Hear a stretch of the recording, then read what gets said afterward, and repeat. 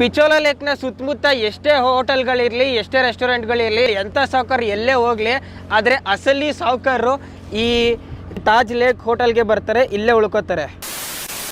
So ಪ್ರತಿ ಗಂಟೆಗೆ ಒಂದೊಂದು ಬೋಟ್ ಹೊರಡ್ತಾ ಇರುತ್ತೆ. 5 ಗಂಟೆ ಬೋಟ್ಗೆ ಹೊರಡಬೇಕಾಗಿತ್ತು, ಆದರೆ 6 ಗಂಟೆ ಬೋಟ್ಗೆ ಹೊರಡ್ತಾ ಇದ್ದೀನಿ. ಕರೆಕ್ಟಾಗಿ 5 ಗಂಟೆ 5 ನಿಮಿಷಕ್ಕೆ ಬಂದಿಲ್ಲಿದ್ದೆ. ಆಲ್ರೆಡಿ ಬೋಟ್ ಸ್ಟಾರ್ಟ್ ಆಗಿ ಹೋಗೇ ಬಿಟ್ಟಿತ್ತು. ಇಲ್ಲೆಲ್ಲ ಫಿಶಿಂಗ್ ಮಾಡ್ತಾ ಇದ್ದಾರೆ.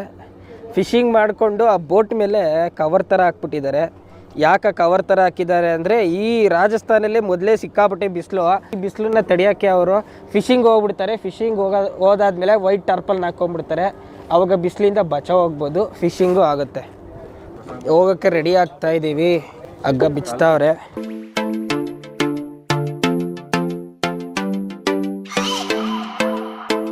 ಇಲ್ಲಿಂದ ದೈತ್ಯವಾಗಿ ಕಾಣಿಸ್ತಾ ಇದೆ ನೋಡಿ ಸಿಟಿ ಪ್ಯಾಲೇಸು. ವಾಹ್, ಅದ್ಭುತವಾಗಿರೋಂಥ ವ್ಯೂ ಇದಂತೂ.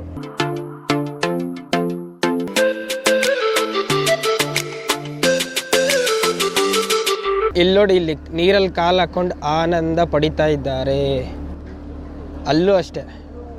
ಈ ಸುತ್ತಮುತ್ತ ಎಲ್ಲೆಲ್ಲಿ ಜಾಗ ಇದೆ ಅಲ್ಲೆಲ್ಲ ಮೆಟ್ಲು ಮಾಡಿ ಬಿಟ್ಬಿಟ್ಟಿದ್ದಾರೆ ಜನಗಳಿಗೆ. ಆಲ್ಮೋಸ್ಟ್ ಎಲ್ಲ ಜಾಗನೂ ಓಪನ್ ಇದೆ. ಎಲ್ಲಿ ಬೇಕಾದ್ರೂ ಹೋಗಿ ನದಿಲಿ ಕಾಲು ಹಾಕೊಂಡು ಆರಾಮಾಗಿ ಕುತ್ಕೋಬಹುದು. ಆದ್ರೆ ಬೋಟ್ ರೈಡಿಂಗ್ಗೆ ಬರ್ಬೇಕಾದ್ರೆ ಮಾತ್ರ ಸಿಟಿ ಪ್ಯಾಲೇಸ್ ಇರೋಂಥ ಜಾಗದಿಂದನೇ ಬೋಟ್ ರೈಡಿಂಗ್ ಹೋಗೋದು. ಅದ್ ಬಿಟ್ರೆ ಇನ್ನೆಲ್ಲೂ ಬೋಟ್ ರೈಡಿಂಗ್ ಬಿಡ್ತಾ ಇಲ್ಲ.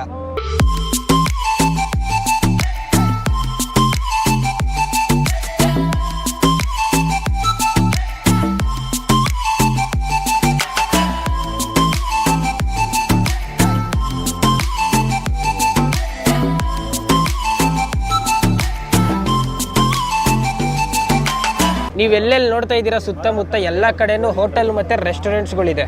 ಇಲ್ಲಿ ನೋಡಿ, ಬಾಲ್ಕನಿ ವ್ಯೂ ಇಲ್ಲಿರೋದಲ್ಲ. ಪಿಚೋಲಾ ಲೇಕ್ನ ಸುತ್ತಮುತ್ತ ಎಷ್ಟೇ ಹೋಟೆಲ್ಗಳಿರಲಿ, ಎಷ್ಟೇ ರೆಸ್ಟೋರೆಂಟ್ಗಳಿರಲಿ, ಎಂಥ ಸಾವುಕಾರ ಎಲ್ಲೇ ಹೋಗಲಿ, ಆದರೆ ಅಸಲಿ ಸಾವುಕಾರರು ಈ ತಾಜ್ ಲೇಕ್ ಹೋಟೆಲ್ಗೆ ಬರ್ತಾರೆ, ಇಲ್ಲೇ ಉಳ್ಕೋತಾರೆ. ಇಡೀ ಪಿಚೋಲಾ ಲೇಕ್ನ ಮಧ್ಯೆ ಇರೋವಂಥ ತಾಜ್ ಲೇಕ್ ಹೋಟೆಲ್ ಇದು. ಒಂದು ರಾತ್ರಿಗೆ 30,000 ರೂಪಾಯಿ. ಕಪಲ್ಗಳಿಗೆ ಯಾವುದೋ ಒಂದು ಚಿಕ್ಕ ರೂಮು 30,000 ರೂಪಾಯಿ ಕೊಡ್ತಾರೆ. ಸೊ ನೆಕ್ಸ್ಟ್ ಟೈಮ್ ನೀವೇನಾದರೂ ಈ ಪಿಚೋಲಾ ಲೇಕಿಗೆ ಬಂದರೆ ಈ ತಾಜ್ ಹೋಟೆಲಲ್ಲಿ ಇರಲೇಬೇಕು.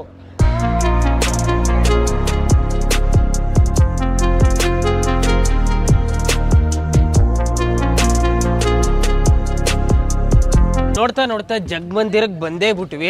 ಆ್ಯಕ್ಚುಲಿ ಇದನ್ನು ಜಗಮಂದಿರ್ ಅಂತ ಕೂಗ್ತಾ ಇರಲಿಲ್ಲ, ಜಗತ್ ಮಂದಿರ್ ಅಂತ ಕೂಗ್ತಾ ಇದ್ರು. ಆದರೆ ಯಾವಾಗ ಜಗತ್ ಮಂದಿರ್ ಇದ್ದು ಜನಗಳು ಬಾಯಿಂದ ಬಾಯಿಗೆ ಜಗತ್ ಮಂದಿರ್ ಅಂದು ಇದೀಗ ಸದ್ಯಕ್ಕೆ ಜಗಮಂದಿರ್ ಆಗಿದೆ. ಜಗಮಂದಿರ್ ಅಂತ ಕೇಳಿದ ತಕ್ಷಣ ಏನೋ ದೇವಸ್ಥಾನ ಇರ್ಬೋದು ಅಂತ ಹೇಳ್ಬೋದು, ಅನ್ಕೊಬೋದು ನಾವೆಲ್ಲ. ಆದರೆ ಯಾವುದು ದೇವಸ್ಥಾನ ಇಲ್ಲ, ಜಸ್ಟ್ ಪ್ಯಾಲೇಸ್ ಇದೆ, ಒಂದು ಹೋಟೆಲ್ ಇದೆ ಅಷ್ಟೇ. ಆದರೆ ಇದು ಯಾಕೆ ಫೇಮಸ್ ಅಂದರೆ 360 ಡಿಗ್ರಿ ನೀರಿಂದ ತುಂಬಿಕೊಂಡಿದ್ಯಲ್ಲ, ಅದಕ್ಕೆ ಇದು ಸ್ಪೆಷಲ್ಲು. ಲೇಕ್ ಮಧ್ಯ ನೋಡಪ್ಪ ಗಾರ್ಡನ್ನು, ಎಷ್ಟು ದೊಡ್ಡದಾಗಿರೋವಂಥ ಜಾಗದಲ್ಲಿ ಈ ಪ್ಯಾಲೇಸ್ ಇದೆ. ನಿಮಗೆಲ್ಲ ಗೊತ್ತಿರೋ ಹಾಗೆ ರಾಜಸ್ಥಾನಲ್ಲಿ ಸಿಕ್ಕಾಪಟ್ಟೆ ಸೆಕೆ ಅಲ್ವಾ. ಮಾಮೂಲಿ ಜನಗಳಾದರೆ ಕೆರೆಲೋಗಿ ಬೀಳ್ತಾ ಇದ್ರು. ಆದರೆ ರಾಜ ಮಹಾರಾಜರು ಏನು ಮಾಡಬೇಕಾಗಿತ್ತು, ಅದಕ್ಕೆ ಅವ್ರು ಕೆರೆಯಲ್ಲೇ ಮನೆ ಕಟ್ಟಿಸ್ಕೊಂಡ್ಬಿಡ್ತಾಯಿದ್ರು, ಕೆರೆಯಲ್ಲೇ ಪ್ಯಾಲೇಸ್ಗಳು ಕಟ್ಟಿಸ್ಕೊಂಡ್ಬಿಡ್ತಾಯಿದ್ರು. ಆ ಥರ ಕಟ್ಟಿಸ್ಕೊಂಡಿರೋ ಪ್ಯಾಲೇಸ್ಗಳಲ್ಲಿ ಇದೊಂದು ಮತ್ತೆ ಕಾಣ್ತಾ ಇದೆಯಲ್ಲ, ಆ ತಾಜ್ ಹೋಟೆಲ್ ಒಂದು.